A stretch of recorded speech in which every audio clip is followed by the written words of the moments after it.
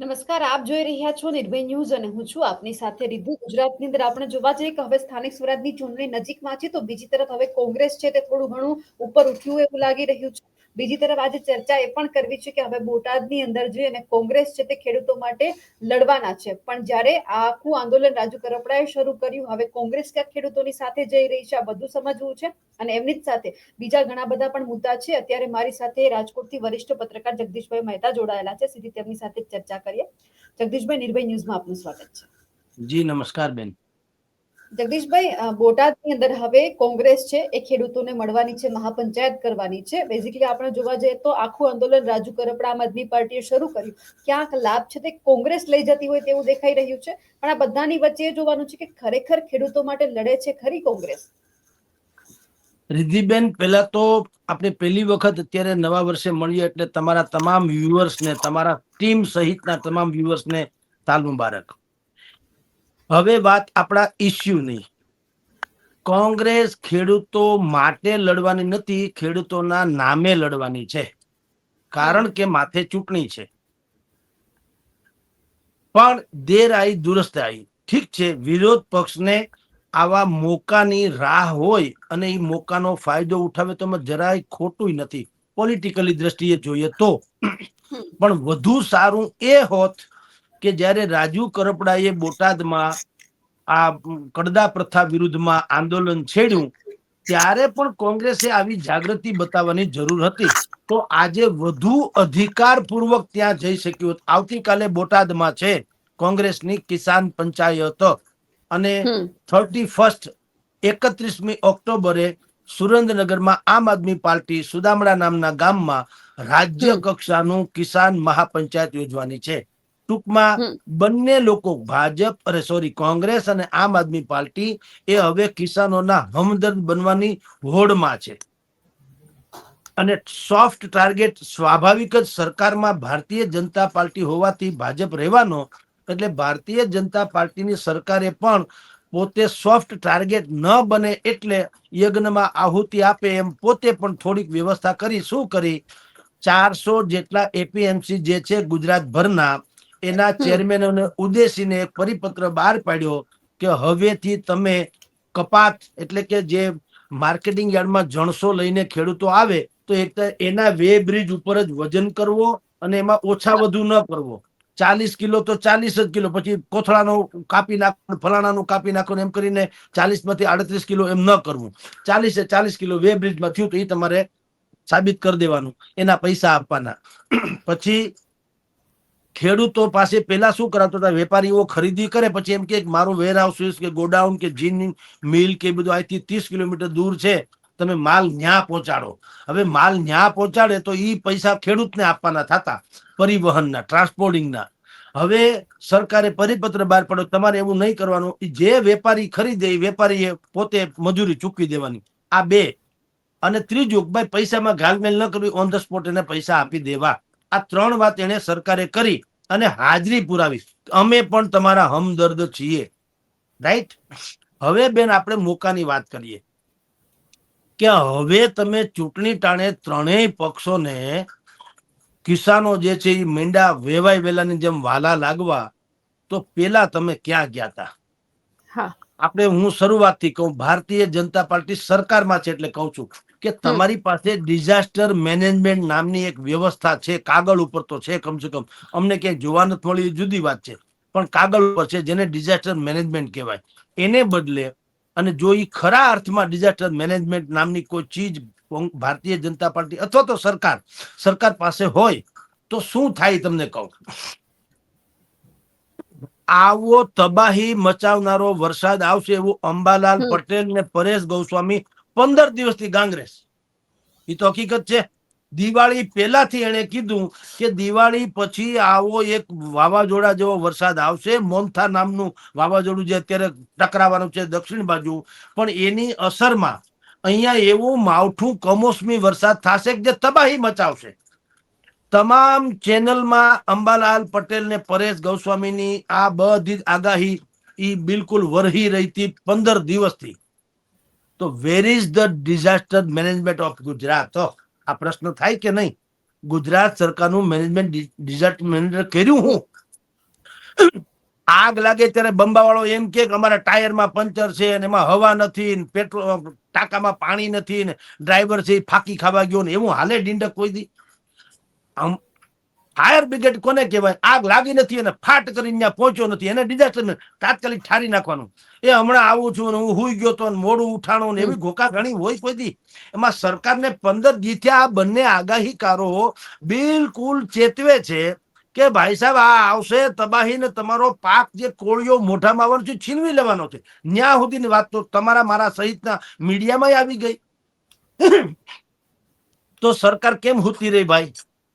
કોઈ ખેતરમાં આ મામલતદાર જેને હું ભલે આ લોકોને કડવું લાગે તમને કહું, 6 આંકડાના પગારદાર છે, હરામ ખાયાઓને કોઈને એમ સરકારે કોઈએ એ મામલતદારે કોઈએ લખ્યું સરકારને પરિપત્ર કે એક જાણ પણ કરી કે ભાઈ જો ખેતરમાં બધાનો માલ બાજરો, ઘઉં કે ડાંગર કે મગફળી આ બધું ખેતરમાં પડ્યું છે અને વરસાદ આવવાની વાત થઈ રહી છે, તો યા તો તમે કઈક માણસો મોકલો યા અમે કઈક માઇક લઈને નીકળે ભાઈ તમારો માલ સામાનને ઢાકો નહીતર આ તળાઈ જશે. એવું ક્યાંય સાંભળ્યું એકે રેકડી કે સભા હોય તો કેમ હોય? છગન મગનભાઈ ની સભા છે, મુખ્યમંત્રી કે વડાપ્રધાનની, ગામ ગોકીરો કરો, છાપામાં આપો, ટીવીમાં આપો છો ને જાહેરાતનો મારો બોલાવો છો ને આજે સભા છે ને બેરિકેડ નખાઈ જાય ને પોસ્ટર નખાઈ જાય ને રોડ રસ્તા કલર થઈ જાય ને ડોમ નખાઈ જાય ને સોફા સેટ નખાઈ જાય ને પાણીની બ્રિસ્લેરી બોટલ મલેશિયાના ફૂલ આવી જાય. તેથી કેમ બધું થઈ જાય? દુનિયાભરમાંથી વિસાવદરમાં ચૂંટણી હતી તો આખી ભામ ભેળી થઈ હતી કે નહીં? તો અત્યારે કઈ ખેતરે ખેતરે કોઈ જાતું નથી.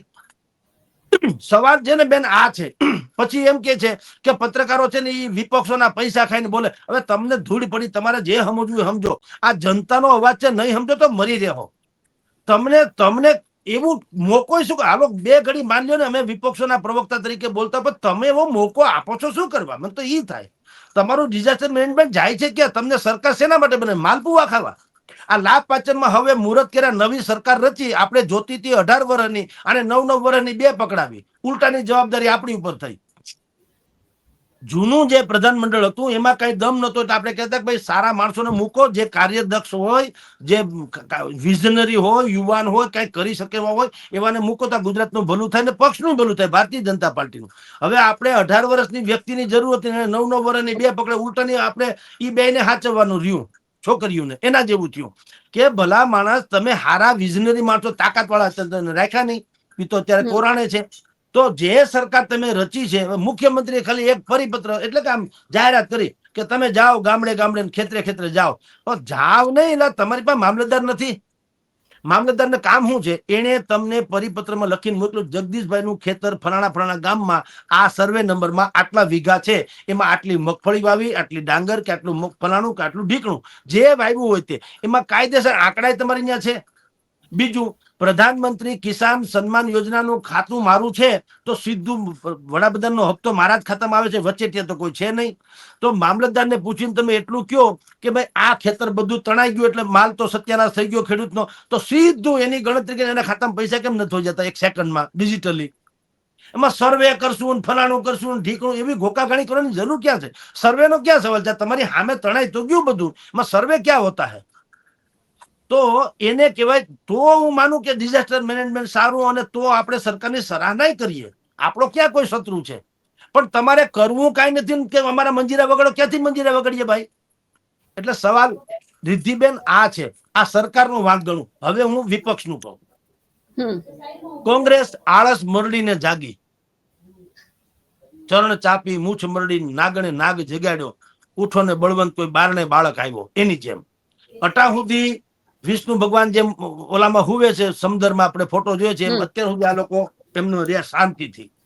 હવે ચૂંટણી માથે આવી એટલે કોંગ્રેસ સફાળી જાગી. બોટાદ વાળી થઈ, જેથી રાજુ કરપડાએ પોતાના વાહા ફળવી નાખ્યા, જેલમાં ગયા. 82 જણા ઉપર ખેડૂતોના ઘરે જઈને પોલીસોએ માર્યા, કેસ કર્યા ને જેલમાં નાખી. ત્યાં સુધી કોંગ્રેસે હુંકારો ન કર્યો. બરાબર. શું કામ? જસ એમ કે આમ આદમીને જાય ને, અરે ધૂળ પડી તમારામાં. જસ ની ક્યાં કરો? તમારો ખેડૂત મતદાર છે કે નહીં? ભલે ની જસ લઈ જાય તો શું ફેર પડે? મારી જગ્યાએ કોઈ પણ તમે બીજો સારો ડિબેટિયન્સ, મારાથી હજારો લોકો તો છે, આપણે કઈ એકમાત્ર તો છીએ નહીં, સારો ડિબેટિયન્સ કોઈ આવી જાય ને સારી વાત રજૂ કરે તો હું તો રાજી થવો જોઈએ ને કે ભાઈ સારી વાત છે, મારા કરતા પણ બહેતરીન વાત કોઈ કરે છે, જનતાના હિતની વાત કરે છે, તો આપણે સારું ભાઈ, આપણે થોડાક ના પડીએ, ટૂંકા બે સાઈડમાં રહી જાય. મોટો માણસ આવે ને સારું બોલે તો શું વાંધો છે એમાં? તો આપણે એમાં મને એમ થાય કે અરે આ તો મારી ફલાણી હોય ગઈ કે એવું હું બોલી. જનતા માટે છે, વાત થઈ ગઈ પૂરી ભાઈ. હું મારાથી બને એટલું મેં કર્યું, મારાથી સારો આવે એટલું કરશે, એથી સારી વાત છે ને. તો કોંગ્રેસે બોટાદમાં જેથી બોટાદ વાળી થઈ તે દિવસે કોંગ્રેસે કેવું તો જોઈતું હતું કે ભાઈ ભલે આમ આદમી પાર્ટીએ આંદોલન કર્યું હોય અને અમે વિપક્ષ એટલે કોંગ્રેસ પક્ષના ભલે વિરોધી હોઈએ, પણ એટલી વાત તો નક્કી છે કે ખેડૂતો ઉપરનો પ્રહાર જે સરકારે કર્યો છે એ સહન કરવામાં નહીં આવે. અને કોંગ્રેસ એલાન કરશે કે જે લોકોની ધરપકડ થઈ છે, અટકાયત થઈ છે, જેલમાં ગયા છે, એને કોઈ પણ કાનૂની મદદ જોતી હોય તો પણ કોંગ્રેસ કાનૂની મદદ આપશે. તમારે તો વકીલની વાત જ કરવાની હતી ને, કાનૂની એટલે બીજું હું ન્યા. અભિષેક મનુ સંઘવીથી માંડીને તમારી પાસે ક્યાં ખાનખાના વકીલો તો છે જ. તો તમારે એમાં નાના મોટા બે વકીલ કહીને જામીન બામીન, બીજો આ કોઈ એવો અપરાધ તો હતો નહીં, કોઈ છારા ગેંગ જેવું કે કોઈ મોટી ગેંગ વોર તો હતી નહીં. ખેડૂતો એ પોતાના અધિકાર માટે લડતા હતા અને એની હારે પોલીસ હારે ઘર્ષણ થયું, વાત થઈ પૂરી, તો જામીન લાવી, ગુનો થાય ને બુદ્ધિપૂર્વક આવી જાય. ઈ પણ જાહેરાત કોંગ્રેસે ત્યારે કરી નહીં. હવે ચૂંટણીના નગારા વાગે છે. ડિસેમ્બર, જાન્યુઆરી, ફેબ્રુઆરીમાં તાલુકા, જિલ્લા પંચાયત, નગરપાલિકા અને મહાનગરપાલિકાની ચૂંટણી છે. મહાનગરપાલિકા શહેરી વિસ્તાર છે એટલે જવા જોઈએ, ત્યાં તો ભારતીય જનતા પાર્ટીનો એકાધિકાર જેવું છે. પણ ગામડામાં તો ખેડૂતની દાઢીમાં હાથના જવો છૂટકો નથી. એટલે લાભ પાંચમ આવી ત્યારથી કહેવામાં શું આવ્યું કે કોંગ્રેસ હવે એમ કે લાભ પાંચમથી શરૂ કરશે. પાછું શરૂ ક્યાંથી કર્યું ખબર બેન? શરૂ કર્યું એને ખોડલધામથી. અને કે છે શું? જુઓ આ બધા કેવા ખેલ હોય છે કે અમારે તો માતાજીને ધ્વજારોહણ કરવું છે. તો માતાજી તો માટલ ને રાજપરામાં છે ઓરિજિનલ. તો આમ જુઓ તો આ તો ભલે પ્રતિષ્ઠા અહીંયા કરી છે, આ કઈ ખરાબ છે કે એવું? માતાજી બધે આમ હરખા. ઓલું એનું જન્મ સ્થળ છે, એનું ઐતિહાસિક મહત્વ છે, તો તમને માતાજી ઉપર જ હોય લાગણી તો રાજપરાને માટલ થી ન કરે. જ્ઞાની ખોડિયા તો આખા જગતમાં આપણે જાણીએ છીએ. કૃષ્ણ મથુરામાં છે ને મારા ઘરમાં હોય એમાં ફેર નહીં. આપણા ઘરમાં કૃષ્ણની મૂર્તિ છે, પણ મથુરામાં હોય એ જુદી ઘટના છે ને. મહાત્મા ગાંધી પોરબંદર જન્મે ઈ જન્મ સ્થળનું મહત્વ ને હું મારા ઘરે મૂર્તિ રાખું એમાં ફેર તો ખરો નહીં. ઓલું બિલકુલ એની બર્થ પ્લેસ, જન્મ સ્થળ છે, એનું એક પોતાનું મૂલ્ય હોય છે ને. તો જો તમને માતાજી ઉપર જ પ્રેમ હોત તો તમારે માટેલ કે રાજપરામાં જવું જોઈએ, પણ માતાજી નહીં, પિતાજી પણ બેઠા છે અહીંયા. એનું નામ છે નરેશ પટેલ. રાજકીય પિતાજી કહું છું, રાજકીય ગોડફાધર કહેવાય ને એટલે પિતાજી શબ્દ વાપરું. રાજકીય ગોડફાધર એ પટેલ નરેશ, આપની કૃપા વરસી રહો. એમ કોંગ્રેસની એવી ઈચ્છા છે કે જે તમે વિચાર કરો, આ ઈ જ કોંગ્રેસ, ઈ જ મુકુલ વાસનિક છે જે અત્યારે તમે હું ચર્ચા કરીએ ત્યારે લગભગ ત્યાં પહોંચી ગયા છે. એટલે તમને કહું છું કે તમે જુઓ પટેલ સમાજમાં કેવું છે, નહીં તો ન કેવું જોઈએ. 42 જેટલા ધારાસભ્ય કક્ષાના લોકો એ ધારાસભ્ય કોંગ્રેસના 42 એ લોકોએ પરિપત્ર લખી મુકુલભાઈને જ, મુકુલ વાસનિક. મેં ગઈકાલે રૂબરૂ એને કીધું. ગઈકાલે અમે રાજકોટની એક હોટેલમાં મળ્યા, અહીંયા પ્રેસ કોન્ફરન્સ હતી. મુકુલ વાસનિક અને અમિતભાઈ ચાવડા બેઠા હતા, બાકી સ્થાનિક કોંગ્રેસી નેતા બેઠા હતા. મને બોલાવ્યો હતો કે ભાઈ તમે આવજો, આપણે તમારી યારે ભોજન કરશું, વાતો કરશું. મેં અમિત ચાવડાને કીધું કે આ ભાઈ એની સામે મારી બાજુમાં જ બેઠા હતા. મેં કીધું આ મુકુલભાઈને પત્ર લખીને 42 ધારાસભ્ય કક્ષાના કોંગ્રેસના નેતાઓએ કીધું રાહુલ ગાંધીને મળવાનો સમય માગી દો. હરામ બરોબર માગી દીધો. આ ભાઈને શું કરવાનું બોલો? આ પોતે તમે મારી નજીકમાં બેઠા એમ બેઠા અને મોઢા મોઢ કીધું. અને મુકુલભાઈ વાસનિકને પણ મેં એમ કીધું કે તમે અહીંના પ્રભારી છો, તમને પેલા ખબર છે બિલખા ક્યાં આવ્યું?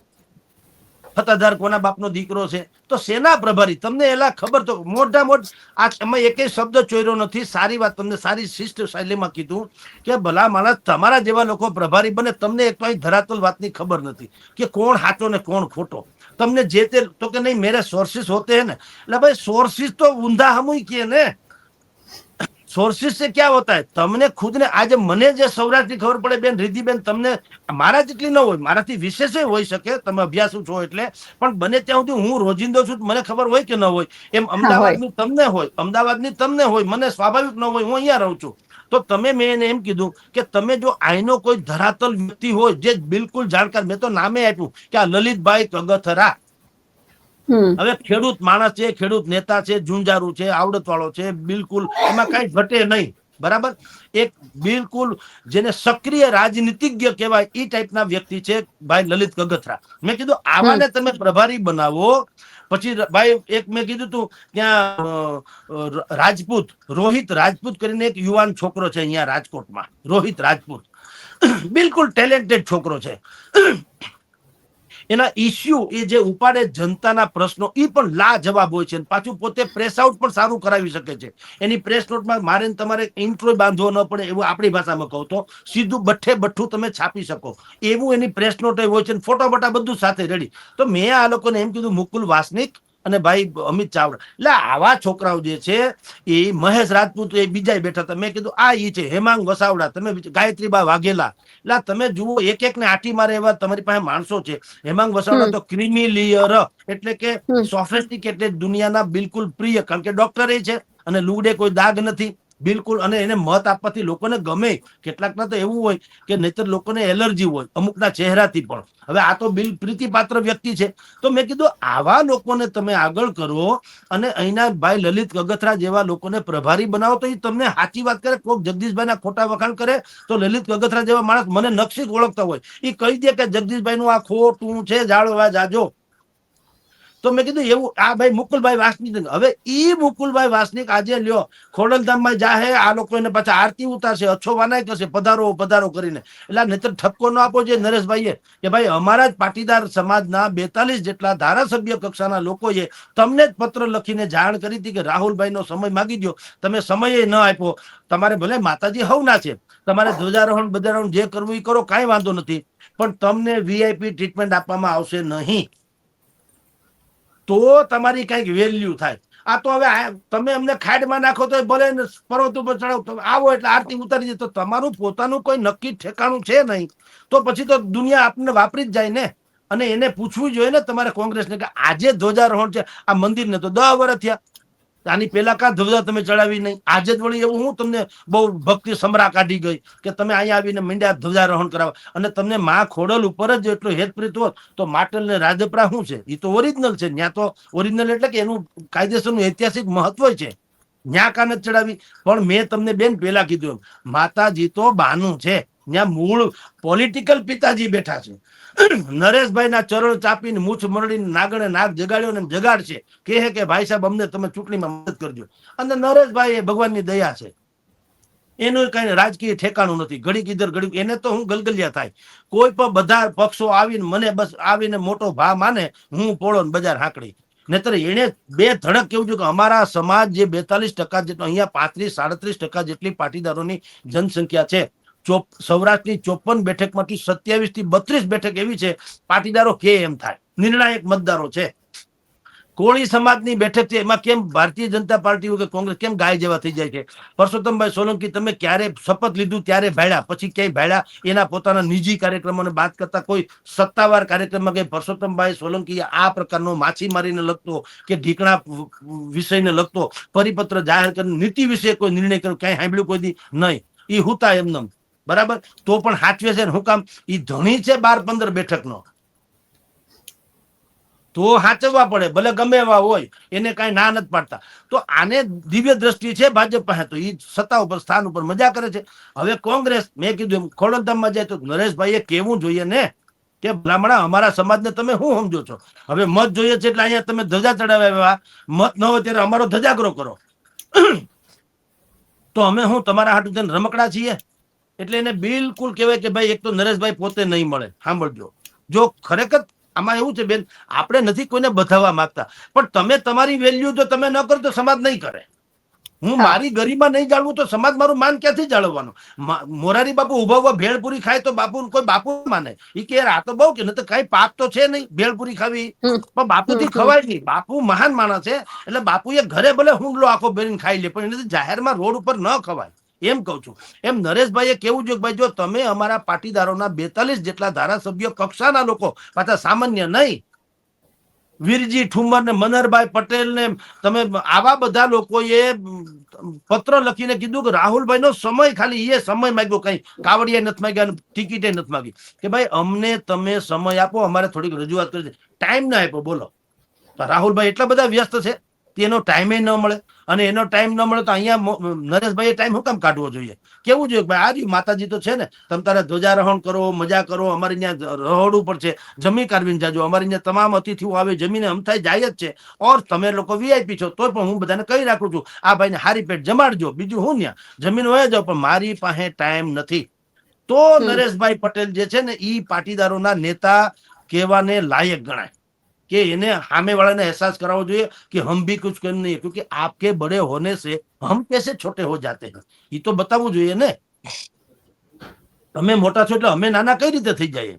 હવે ઈ નહીં કરે ને અત્યારે આરતી ઉતારશે, આગળ ફોટા હે હસતા હસતા ફોટા પડાવશે, તો આખો પાટીદાર સમાજ છે ને એ લોકો કન્ફ્યુઝનમાં છે કે આપણે ખરેખર શેમાં છીએ? ભાજપમાં છીએ, કોંગ્રેસમાં છીએ, આમ આદમીમાં છીએ, નરેશભાઈના છીએ, નરેશભાઈની વિરુદ્ધમાં છીએ, કઈ નેઠું જ નથી. એટલે આ બધો ડખો કોંગ્રેસનો મેં કીધો. હવે આવું આમ આદમી પાર્ટી તરફ. એણે 31મી ઓક્ટોબરે સુરેન્દ્રનગરના સુદામડામાં મહાપંચાયત યોજવાની એલાન કર્યું, 31 ઓક્ટોબર.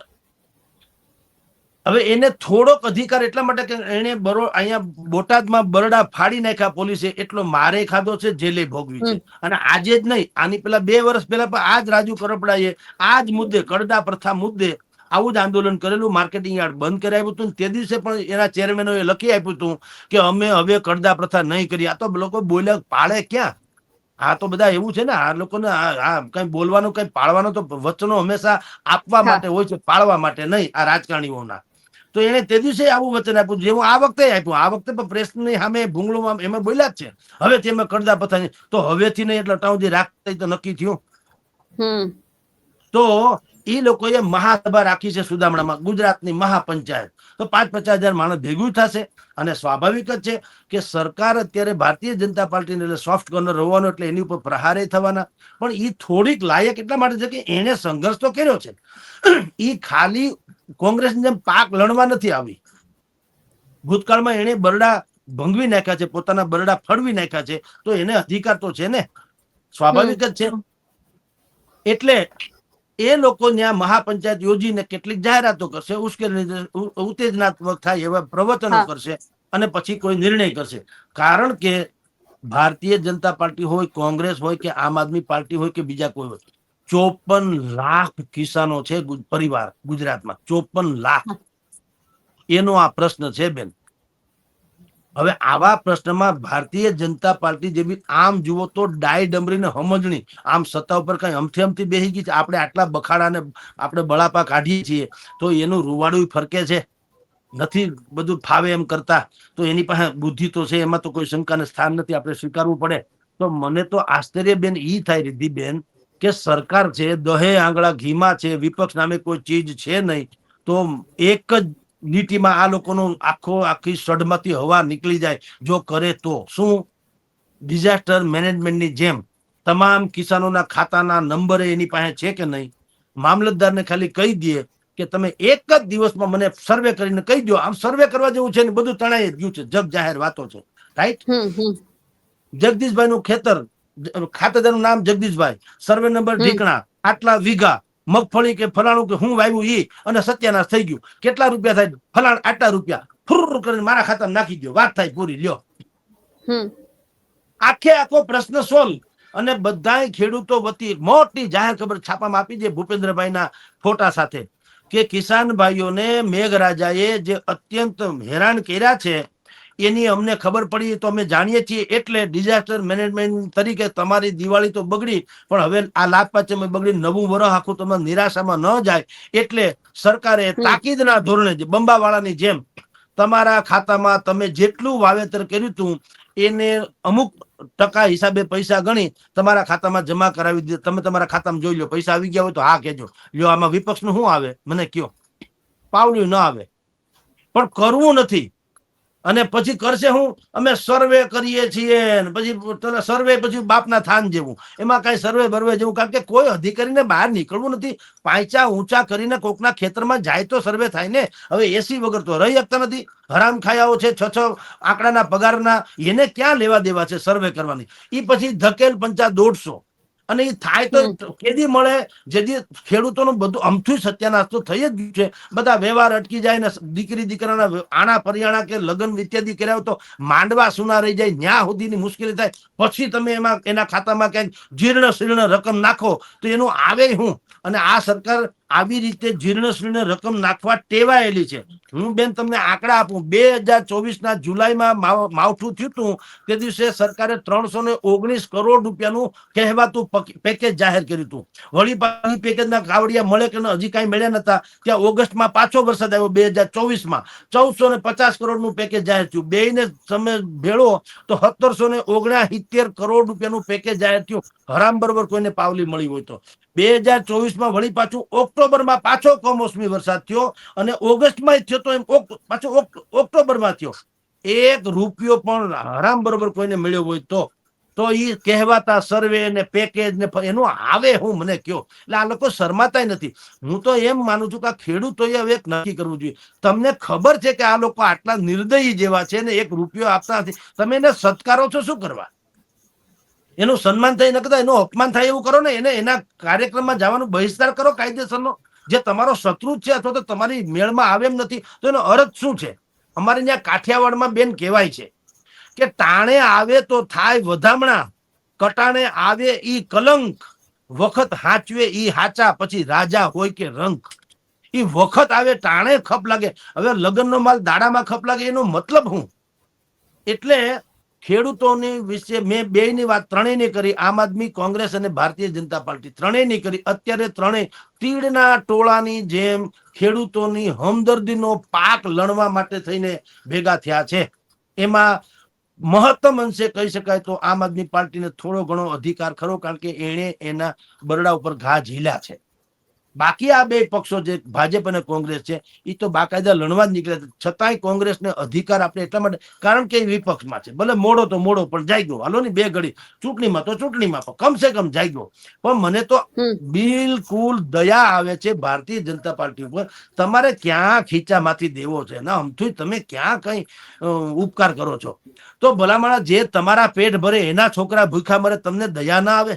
આવું તે ક્યાંય સાંભળ્યું? આખી જગતનું પેટ ભરનારાના છોકરા ભૂખા મરે ત્યાં સુધીની તબાહી મચી ગઈ, તમે હજી વાતું કરી જાવ, તમને શરમ ના આવે? દઈ ગયો ને એના ખાતામાં પૈસા ફટાક કરતા. તમારું કાર્યક્રમ હોય વડાપ્રધાન કે મુખ્યમંત્રીનો, કેમ રાતોરાત ડોમ બંધાઈ જાય છે, બેરિકેડ નખાઈ જાય છે, પોસ્ટર કલર વાળા ચોંટાઈ જાય છે? હમણાં અહીંયા જગદીશભાઈ આવ્યા હતા, આપણે પ્રમુખ ભારતીય જનતા પાર્ટીના. તમે જુઓ તો ઉત્સવ થયો જાણે જાડેરી જાન આવી કોકની, સમજી લ્યો મોટા માણાની. એવા પોસ્ટર બોસ્ટર બેનર લાગી ગયા ને, ડોમ બમ બંધાઈ ગયા ને, ફૂરડા બુરડા થઈ ગયા ને, રોડ રસ્તા ધોવાઈ ગયા ને, બેરિકેડ નખાઈ ગયા ને, વચમાં પિલર હતા એને કલર બલર થઈ ગયા ને, જાણે કોઈ ઉપકારી માણસ અવતારી પુરુષ આવ્યો હોય ને હમણાં બધાને આશીર્વાદ આપીને ધન્ય ધાન્ય કરી દેવાનો હોય એવું બધું તાહીરો રાતોરાત થઈ ગયું. બોલો, રાતોરાત. તો ટૂંકા ભારતીય જનતા પાર્ટી સરકારની પાસે મેકેનિઝમ તો છે, ધારે તો બધું કરી શકે. ભાઈ ધારતા હુકમ નથી, એ સૌથી મોટી દયાજનક ઘટના છે. એટલે અત્યારે ખેડૂતોના મુદ્દે ભાજપ, કોંગ્રેસ અને આમ આદમી પાર્ટી ત્રણેય હમદર્દી બતાવી રહ્યા છે. એમાં ખેડૂતોએ નીરક્ષીર તારવીને વ્યવહાર કરવો જોઈએ. જી બેન.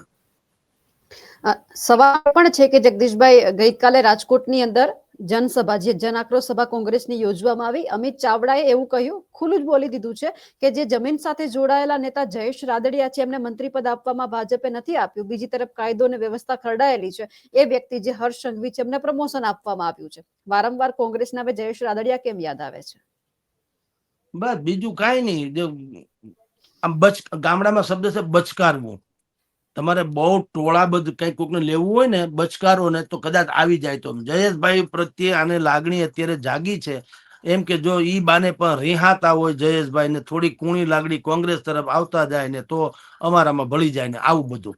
પણ તમને જયેશભાઈ ની ચિંતા છે એટલી આ બધા ખેડૂતોની કા નથી? અત્યારે ઈ ડખો કરવાની ક્યાં જરૂર છે? તમે જુઓ આ રાજકારણીઓનો પ્રશ્ન હું છેલ્લે પાઘડીનો વળ છેડે જ આવે. અત્યારે ઈ ડખો, અત્યારે કેવળ ખેડૂત ને ખેડૂત. તબાહી તબાહી ને તબાહી એ જ વિષય રાખ્યો હોત તો રૂડા ન લાગીએ.